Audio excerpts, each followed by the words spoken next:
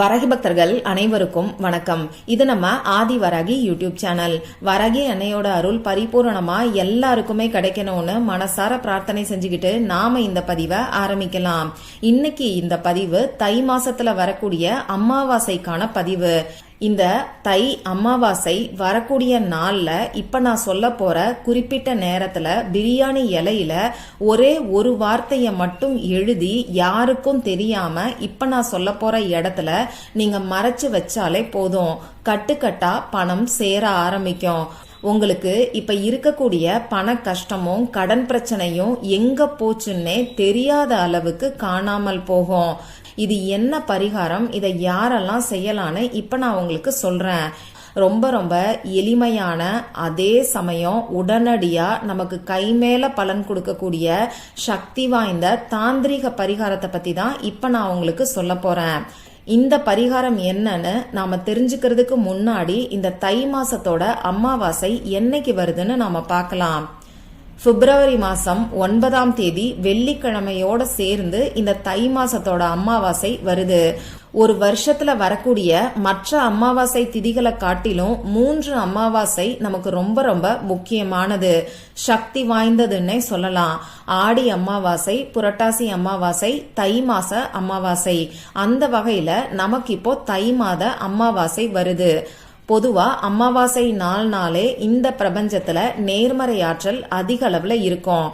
அதுலயும் இந்த அமாவாசை தை மாசத்துல நமக்கு வருது. இந்த தை மாத அமாவாசை இன்னமுமே நமக்கு சக்தி வாய்ந்தது. அதுவும் வெள்ளிக்கிழமையோட சேர்ந்து வர்றது இன்னமுமே விசேஷமானது, அற்புதமான பலன்களை அள்ளி தரக்கூடிய நாள்னே சொல்லலாம். அதனால இந்த வீடியோவை பார்க்குற நம்ம சேனல் சப்ஸ்கிரைபர்ஸ் எல்லாரும் இந்த நாளை தவற விடாதீங்க. உங்களால முடிஞ்ச எளிமையான வழிபாடுகளையும் பரிகாரங்களையும் தவறாம செய்யுங்க. இந்த நாள்ல நாம செய்யக்கூடிய வழிபாடுகளுக்கும் பரிகாரங்களுக்கும் நமக்கு கை மேல பலன் கிடைக்கும். அந்த வகையில பணத்தை ஈர்க்கிறதுக்கு இந்த தை அமாவாசை இருக்கக்கூடிய நாள்ல நாம செய்ய வேண்டிய அந்த தாந்திரிக பரிகாரம் என்னன்னு இப்ப நான் உங்களுக்கு சொல்றேன். இந்த தாந்திரிக பரிகாரத்தை ஆண்கள் பெண்கள் இப்படி யாரு வேணாலும் செய்யலாம். உங்க வீட்டுல இருந்து மட்டும்தான் இந்த பரிகாரத்தை நீங்க செய்யணும். அடுத்ததா இந்த பரிகாரத்துக்கு தேவையான பொருட்கள் என்னன்னு பாத்தீங்கன்னா, நமக்கு ஒரே ஒரு பிரியாணி இலை மட்டும்தான் தேவைப்படும். கருப்பு புள்ளிகள் இல்லாத கிழியாத நல்ல பிரியாணி இலையா பார்த்து எடுத்துக்கோங்க. பெண்களுக்கு மாதவிடாய் சமயமாய் இருந்தா இந்த பரிகாரத்தை செய்ய வேண்டாம். அசைவம் சாப்பிட்டதுக்கு அப்புறமா இந்த பரிகாரத்தை நீங்க செய்ய வேண்டாம். இந்த பரிகாரம் செஞ்சு முடிச்சதுக்கு அப்புறமா நீங்க அசைவம் சாப்பிடலாம். அடுத்ததா பிரியாணி இலை கிடைக்காதவங்க என்ன பண்ணலாங்கிறத இந்த வீடியோலயே நான் உங்களுக்கு சொல்றேன். அதனால வீடியோவை கொஞ்சம் கவனமா பாருங்க. பிறப்பு தீட்டு இறப்பு தீட்டு இருக்கிறவங்க இந்த பரிகாரத்தை செய்ய வேண்டாம். நம்ம வீட்டுல பூஜை அறையில இருந்துதான் இந்த பரிகாரத்தை நாம செய்ய போறோம். அதனால சுத்தமா இருக்கிறவங்க மட்டும்தான் இந்த பரிகாரத்தை செய்யணும். இந்த பரிகாரத்தை எந்த நேரத்துல செய்யணும்னு பாத்தீங்கன்னா, வெள்ளிக்கிழமையில வரக்கூடிய சுக்கிரஹோரை நேரத்துல இந்த பரிகாரத்தை நீங்க செய்யுங்க. பொதுவா அமாவாசை நாளே நம்ம முன்னோர்கள் வழிபாட்டுக்கு தான் முக்கியத்துவம் கொடுக்கணும். அதனால காலையில வரக்கூடிய சுக்கிரஹோரை நேரத்துல இந்த பரிகாரத்தை நீங்க செய்ய வேண்டாம். அதே மாதிரி மத்தியானம் வரக்கூடிய சுக்கிரஹோரை நேரத்திலையும் இந்த பரிகாரத்தை செய்ய வேண்டாம். நைட்டு 8 மணியிலிருந்து 9 மணிக்குள்ள வரக்கூடிய சுக்கிரஹோரை நேரத்துல இந்த பரிகாரத்தை நீங்க செய்யுங்க. இந்த தை அமாவாசை நாள்ல இந்த பரிகாரத்தை செய்ய முடியாதவங்க வேற எப்பெல்லாம் செய்யலான்னு பாத்தீங்கன்னா, ஒவ்வொரு மாசமும் வரக்கூடிய அமாவாசை நாள்ல இந்த பரிகாரத்தை நீங்க செய்யலாம். ஆனா நமக்கு இப்ப இருக்கிறது தை மாசத்தோட அமாவாசை. அது மட்டும் இல்லாம வெள்ளிக்கிழமையோட இந்த அமாவாசை சேர்ந்து வந்திருக்கிறனால இது ரொம்ப ரொம்ப சிறப்பான நாள்னே சொல்லலாம். அதனால முடிஞ்ச அளவுக்கு இந்த நாளை பயன்படுத்திக்கோங்க. சரி, இப்போ அது என்ன பரிகாரம்னு பாக்கிறதுக்கு முன்னாடி ஒரு சின்ன தகவலை நான் உங்களுக்கு சொல்றேன். இதுவும் அமாவாசைக்கான ஒரு ஆன்மீக தகவல் தான். பொதுவா அமாவாசை வழிபாட்டுல காகத்துக்கு ரொம்ப ரொம்ப முக்கியத்துவத்தை நம்ம கொடுப்போம்.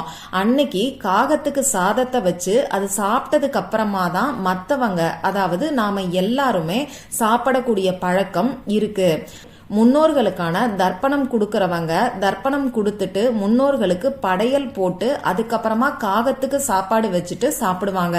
இப்படி முன்னோர்களுக்கான தர்ப்பணம் கொடுக்கறவங்க மட்டும் இல்லாம முன்னோர்களுக்கான தர்ப்பணத்தை கொடுக்காதவங்களும் நீங்க சாப்பிட்றதுக்கு முன்னாடி ஒரு கைப்பிடி அளவுக்கு சாதத்தை எடுத்து காகத்துக்கு வச்சுட்டு அதுக்கப்புறமா நீங்க சாப்பிடுங்க. முன்னோர்களுக்கான தர்ப்பணத்தை அன்னைக்கு கொடுக்காதவங்க காலையில நீங்க சாப்பிட்றதுக்கு முன்னாடியே காகத்துக்கு வச்சிருங்க. ஃப்ரெஷ்ஷா அன்னைக்கு சமைச்ச சாதத்தை காகத்துக்கு வைங்க. இந்த காகம் பாத்தீங்கன்னா சனீஸ்வர பகவானோட வாகனம். யமலோகத்தோட வாசல்ல இந்த காகம் இருக்கிறதா சொல்லுவாங்க. இந்த காகத்தை யமனோட தூதுவன்னும் சொல்லுவாங்க. நாம காகத்துக்கு சாதம் வைக்கும் போது யமலோகத்துல இருக்கக்கூடிய நம்ம முன்னோர்கள் மகிழ்ச்சி அடைவாங்க. அதனால நமக்கு ஆசியும் வழங்குவாங்க. இது நம்ம சாஸ்திரத்துல சொல்லப்பட்டிருக்கு. முன்னோர்களோட ஆசிகள் நமக்கு இல்லாததனால கூட நிறைய கஷ்டங்கள் இன்னைக்கு நமக்கு வர்றதுக்கு வாய்ப்பு இருக்கு.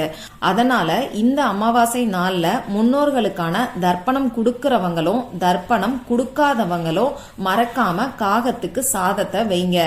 மற்ற நாட்கள்ல காகத்துக்கு நீங்க சாதம் வைக்கலைன்னா கூட பரவாயில்ல, அமாவாசை நாள்ல மறக்காம நீங்க வைங்க.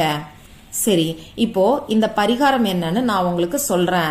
இப்ப நான் சொன்ன குறிப்பிட்ட சுக்கிரஹோரை நேரத்துல நீங்க எடுத்து வச்சிருக்கக்கூடிய பிரியாணி இலையை எடுத்துக்கோங்க. இந்த பிரியாணி இலை கிடைக்காதவங்க என்ன எடுத்துக்கலான்னு பாத்தீங்கன்னா ஒரு சின்ன துண்டு பட்டை எடுத்துக்கோங்க. நாம பிரியாணிக்கெல்லாம் பயன்படுத்தக்கூடிய பட்டைய இந்த பரிகாரத்துக்கு நீங்க யூஸ் பண்ணிக்கோங்க. அடுத்ததா நமக்கு எழுதுறதுக்கு பேனாவோ ஸ்கெட்ச் பேனாவோ மார்க்கரோ தேவைப்படும். ரெட் கலர்ல இங்கு வரக்கூடிய பேனாவை மட்டும் நீங்க பயன்படுத்திக்கோங்க. வேற எந்த கலரும் இந்த பரிகாரத்துக்கு நீங்க யூஸ் பண்ண வேண்டாம். இப்ப நான் சொன்ன குறிப்பிட்ட சுக்கிரஹோரை நேரத்துல உங்க பூஜை அறைய நீங்க எப்பையும் போல ரெடி பண்ணிக்கோங்க. எப்பையும் ஏத்தி வைக்கக்கூடிய விளக்கை ஏத்தி வச்சுக்கோங்க.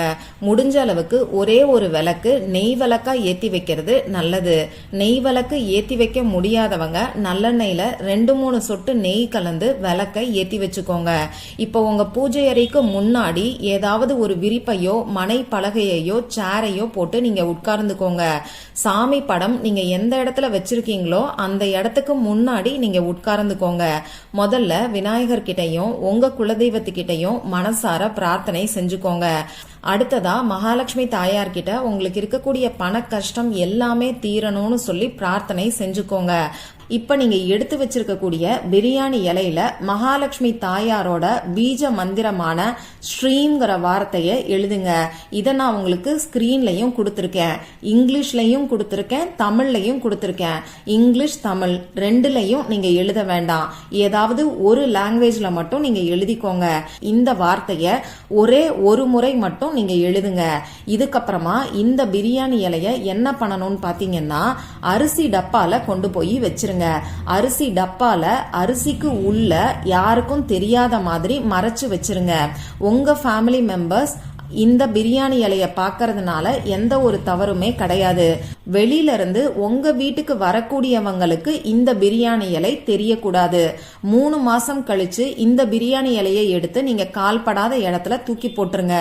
இந்த எளிமையான பரிகாரத்தை சக்தி வாய்ந்த தை அமாவாசை நாள்ல சக்தி வாய்ந்த சுக்கிரஹோரை நேரத்துல நாம செய்யறோம்.